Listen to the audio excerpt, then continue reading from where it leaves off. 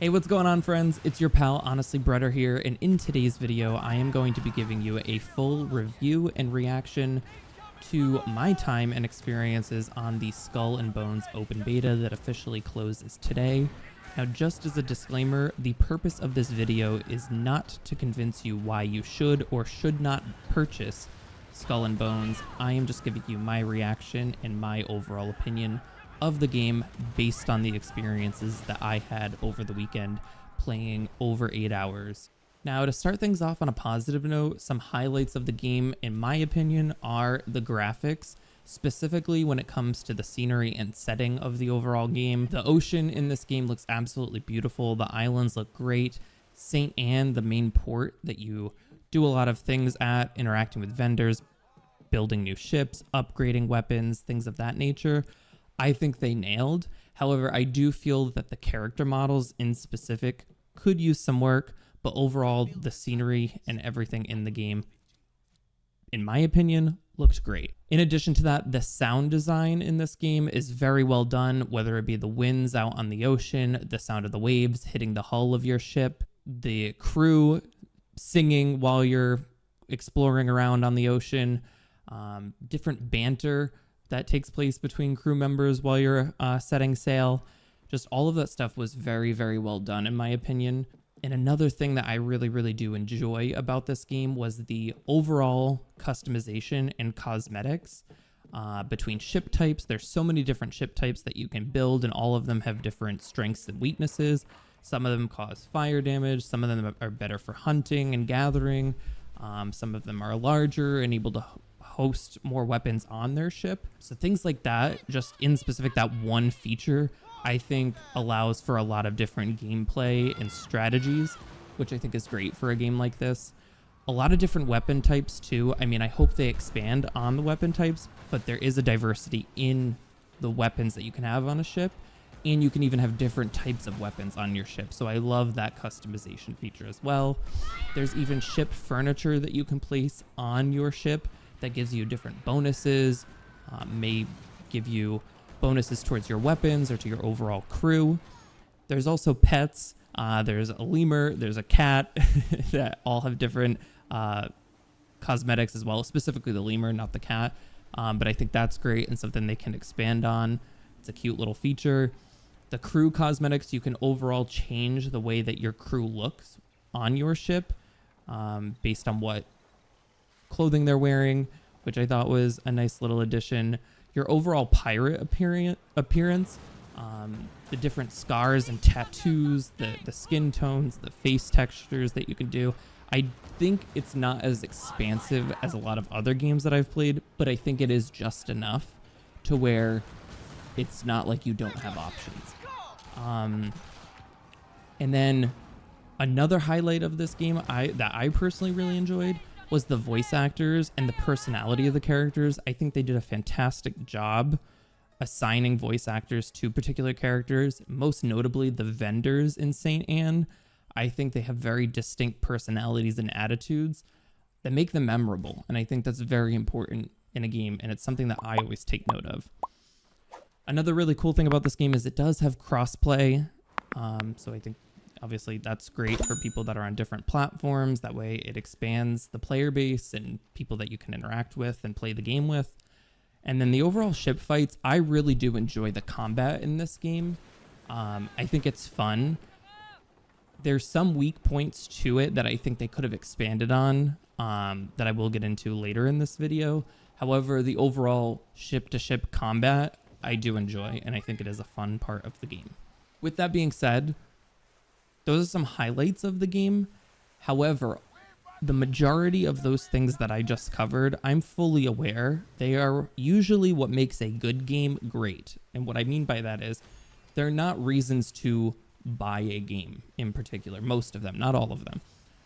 But like I was saying, the base of a good game, if they have each of those elements that I consider highlights of this game, that's usually what takes a good game and makes it great. Or a fantastic quality game, in my opinion. For instance, graphics are not a reason to buy a game. If the game itself is not good, you should not go get a game because of graphics, or at least in my opinion, for me.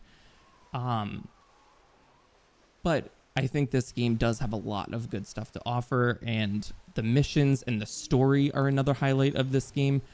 However, once you reach the end game, I start to have concerns about the longevity of the game. That's when you're really going to have to start relying on the PvP elements of the game, or the PvEVP elements of the game. And I'm concerned about the longevity of it. However, I do think that there is a 50-50 chance that it works out. It really just depends on the company's approach.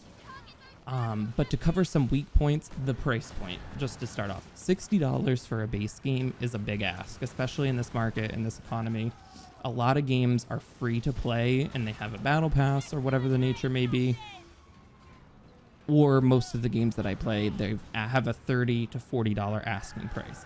$60 for a base game, especially for a game that has the history that this game does, the better part of a decade it's been delayed, is a huge ask, especially when you take in the history. Now, I just found out about this game a couple days ago, to be totally honest, so I don't have the level of investment in it that I think a lot of other people have, or like, you know, they've been checking in on it over the years. I don't have that, so I think that's something to take into account. Another element too is that the $90 the premium edition is $90. I think that's a ridiculous ask, especially considering what you get. You get a digital art book and soundtrack, which we all know are going to be available online at some point, whether it be YouTube for the soundtrack, and then Google will have all the images, I'm sure, at some point. 3 days early access, 2 unique missions, and then some cosmetics. I definitely can't justify the $90 price tag. You also get a coin to unlock the battle pass for free. But again, $90 for that, not worth it. The $60 base game, you do get some cosmetics, and you get the game. That's pretty much it. But going into that, they do have plans for a battle pass, and I'm sure there'll be a free tier and a paid tier. But again, with that $60 price tag, I think it's a bold ask. It's one of those things I'm interested to see if the battle pass is even worth it when it comes out, because in my opinion, a lot of games have been failing at the battle pass concept for a while now. There's some games that do very well with it, but a lot of the games that I have played as of late within the last year or so, they don't do a great job with it. Some other weak points, I think the gathering of resources mechanic is kind of lazy, and part of me feels like it doesn't even make sense. You kind of just take your ship, put it next to an area, and you stay on your ship and do a mini game, which I think at least they didn't just say, okay, like your crew got off the ship and it's gathering the resources. I do think that they should have created some sort of like, not animation, but show your crew getting off the ship at least, and then prompt the mini game, but they didn't do that. I do think even better, though, this is one of those opportunities where going on land, being able to mine, chop, get the resources yourself would have been a lot better.